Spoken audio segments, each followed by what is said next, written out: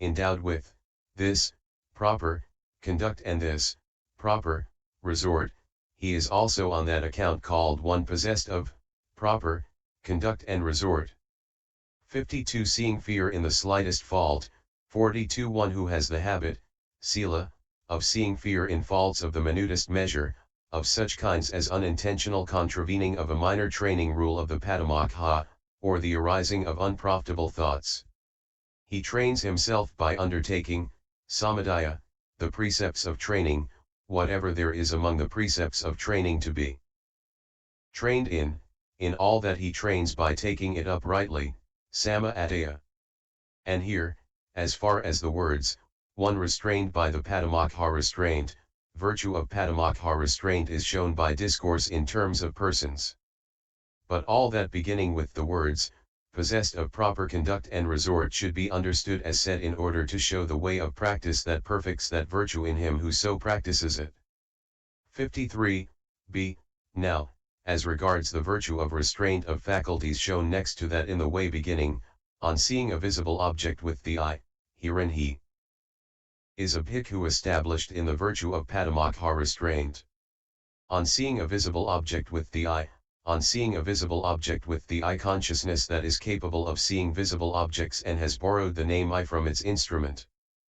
But the ancients, Pro, said, the eye does not see a visible object because it has no mind. The mind does not see because it has no eyes. But when there is the impingement of door and object he sees by means of the consciousness that has eye sensitivity as its physical basis. Now, an idiom, such as this is called an accessory locution, sasamharakatha, like he shot him with his bow, and so on. So the meaning here is this, on seeing a visible object with eye consciousness. 14. 54. Apprehends neither the signs, he does not apprehend the sign of woman or man, or any sign that is a basis for defilement such as the sign of beauty, etc., he stops at what is merely seen. Nor the particulars, he does not apprehend any aspect classed as hand, foot, smile, laughter, talk, looking ahead, looking aside, etc., which has acquired the name particular, anubhyanjana, because of its particularizing, anubhyanjanato, defilements, because of its making them manifest themselves. He only apprehends what is really there. Like the elder Mahatissa who dwelt at Siddhiyapabada. 55. It seems that as the elder was on his way from Siddhiyapabada to Anuradhapura for alms, a certain daughter-in-law of a clan, who had quarreled with her husband and had set out early from Anuradhapura all dressed up and tricked out like a celestial nymph to go to her relative's home, saw him on the road, and being low-minded, she laughed a loud laugh. Wondering what is that, the elder looked up and finding in the bones of her teeth the perception of foulness, ugliness, he reached arahantship. Hence it was said, he saw the bones that were her teeth, and kept in mind his first perception, and standing on that very spot, the elder became an arahant. But her husband, who was going after her, saw the elder and asked, Venerable Sir, did you by any chance see a woman? The elder told him, whether it was a man or woman that went by I noticed not. But only that on this high road there goes a group of bones. 56. As to the words through which, etc., the meaning is, by reason of which, because of which non-restraint of the eye faculty, if that person, left the eye faculty unguarded, remained with the eye door unclosed by the door panel of mindfulness, these states of covetousness, etc., might invade, might pursue, might threaten, him. He enters upon the way of its restraint, he enters upon the way of closing that eye faculty by the door panel of mindfulness.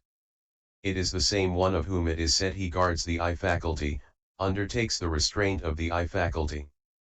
57. Herein, there is neither restraint nor non-restraint in the actual eye faculty, since neither mindfulness nor forgetfulness arises in dependence on eye sensitivity. On the contrary, when a visible datum as object comes into the eye's focus, then, after the life continuum has arisen twice and ceased, the functional mind element accomplishing the function of adverting arises and ceases. After that, eye consciousness with the function of seeing, after that, resultant mind element with the function of receiving, after that, resultant root causeless mind consciousness element with the function of investigating, after that, functional root causeless mind consciousness element accomplishing the function of determining arises and ceases. Next to that, impulsion impels. Herein, there is neither restraint nor non-restraint on the occasion of the life continuum, or on any of the occasions. Beginning with adverting. But there is non-restraint if unvirtuousness or forgetfulness or unknowing or impatience or idleness arises at the moment of impulsion. When this happens, it is called non-restraint. In the eye faculty. 58. Why is that? Because when this happens, the door is not guarded, nor are the life continuum and the consciousnesses of the cognitive series. Like what? Just as, when a city's four gates are not secured, although inside the city house doors, storehouses, rooms, etc., are secured, yet all property inside the city is unguarded and unprotected, since robbers coming in by the city gates can do as they please.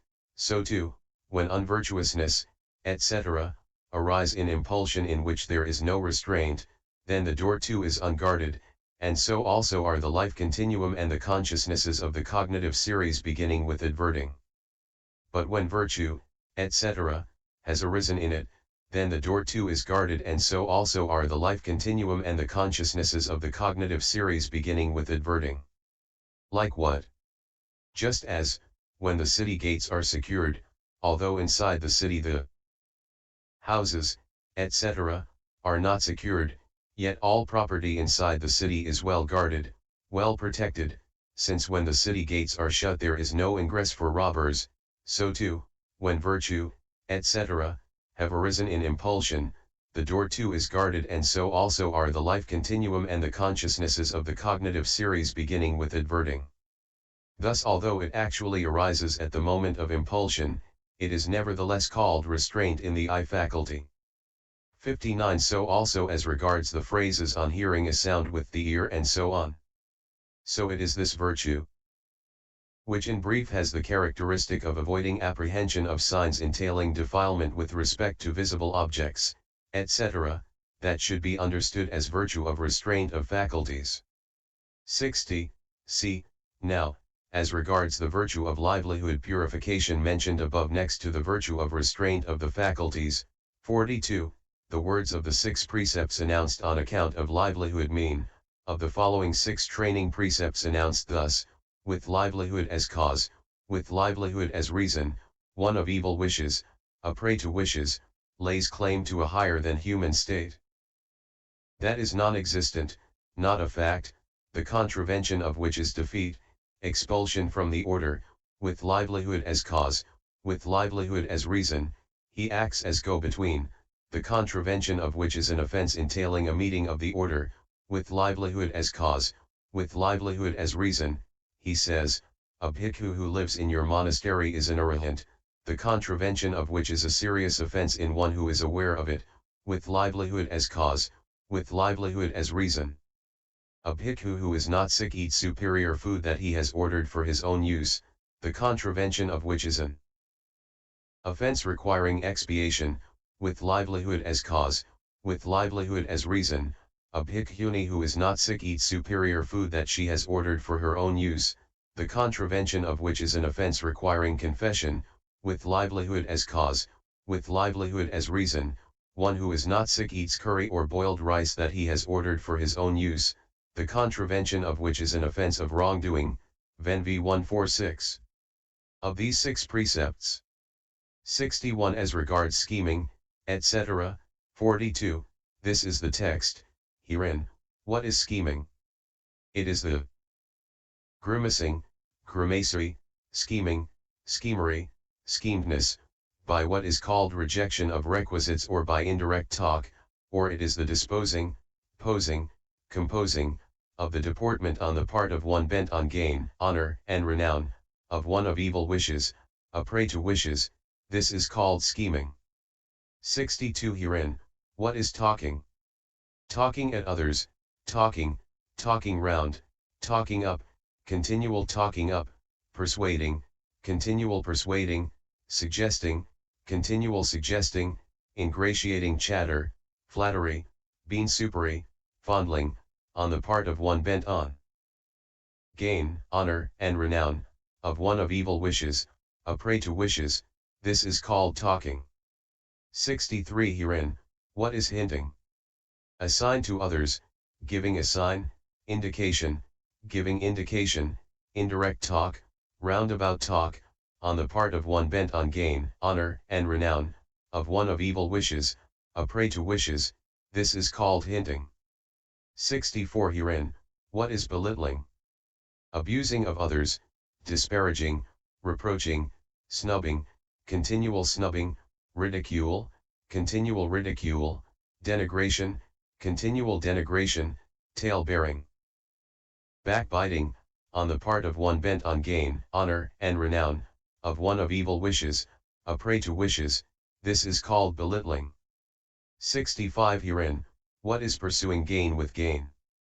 Seeking, seeking for, seeking out, going in search of, searching for, searching out material goods by means of material goods, such as carrying there goods that have been got from here, or carrying here goods that have been got from there, by one bent on gain, honor, and renown, by one of evil wishes, a prey to wishes, this is called pursuing gain with gain. 19, by 352-53.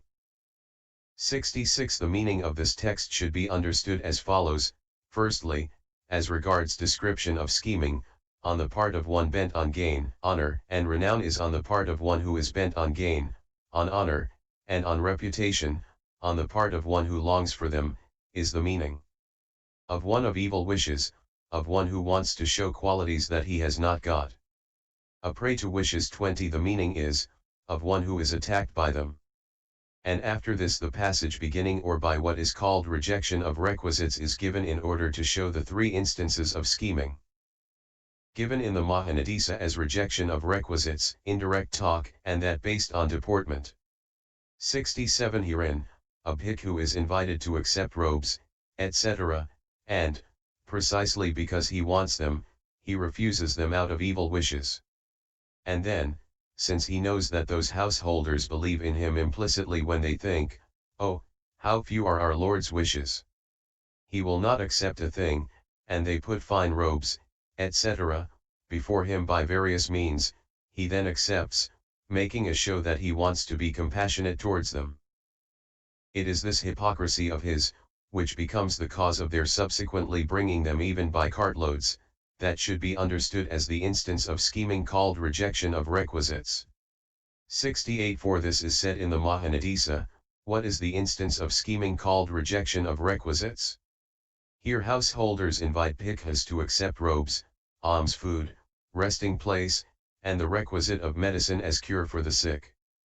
One who is of evil wishes, a prey to wishes, wanting robes, alms food, resting place, the requisite of medicine as cure for the sick, refuses robes, alms food, resting place, the requisite of medicine as cure for the sick, because he wants more. He says, what has an ascetic to do with expensive robes? It is proper for an ascetic to gather rags from a charnel ground or from a rubbish heap or from a shop and make them into a patchwork cloak to wear. What has an ascetic to do with expensive alms food? It is proper for an ascetic to get his living by the dropping of lumps of food into his bowl while he wanders for gleanings. What has an ascetic to do with an expensive resting place? It is proper for an ascetic to be a tree root dweller or an open-air dweller. What has an ascetic to do with an expensive requisite of medicine as cure for the sick? It is proper for an ascetic to cure himself with putrid urine 21 and broken gallnuts. Accordingly he wears a coarse robe, eats coarse alms food, uses a coarse resting place, uses a coarse requisite of medicine as cure for the sick. Then householders think, this ascetic has few wishes, is content, is secluded, keeps aloof from company, is strenuous, is a preacher of asceticism, and they invite him more and more to accept robes, alms food, resting places, and the requisite of medicine as cure for the sick. He says, With 3 things present a faithful clansman produces much merit, with faith present a faithful clansman produces much merit, with goods to be given present a faithful clansman produces much merit, with those worthy to receive present a faithful clansman produces much merit. You have faith, the goods to be given are here, and I am here to accept. If I do not accept, then you will be deprived of the merit. That is no good to me. Rather will I accept out of compassion for you. Accordingly he accepts many robes, he accepts much alms food, he accepts many resting places, he accepts many requisites of medicine as cure for the sick. Such grimacing, grimacery, scheming, schemery, schemedness, is known as the instance of scheming called rejection of requisites, Nidd I 224-25. 69 It is hypocrisy on the part of one of evil wishes, who gives it to be understood verbally in some way or other that he has attained a higher than human state, that should be understood as the instance of scheming called indirect talk. According as it is said, what is the instance of scheming called indirect talk? Here someone of evil wishes, a prey to wishes, eager to be admired, thinking thus people will admire me, speaks words about the noble state. He says, he who wears such a robe is a very important ascetic. He says, he who carries such a bowl, metal cup, water filler, water strainer, key, wears such a waistband, sandals, is a very important ascetic.